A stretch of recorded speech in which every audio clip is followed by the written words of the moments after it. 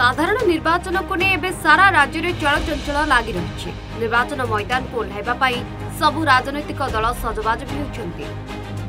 दलडिया पर्व आरंभ होगलानी। यार भितर सबु राजनैतिक दल परस्पर उपरको कादुओ फिंगा फिंगी आरंभ करदेले।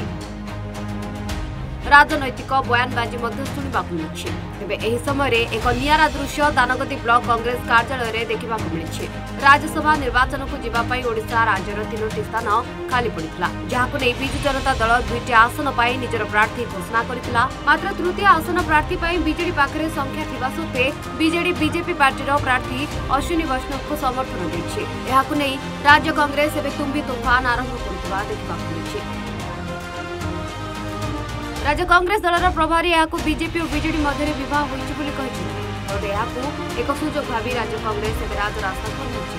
बीजेडी और बीजेपी मध्य भित्री संपर्क को लोकलोचन को आने एक अभिनव उपाय आपणाई कांग्रेस।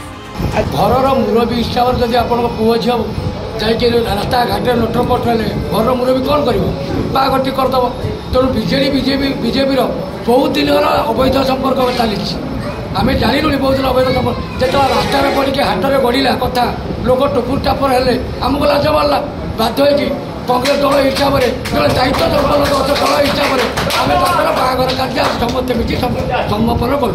फाइनाली आम जापारू संपर्क एत आगे जाकर पिला भी शुणु जड़े मंत्री ना अश्विनी वैष्णव सी पिला भी 21 रिसेंटली सरला।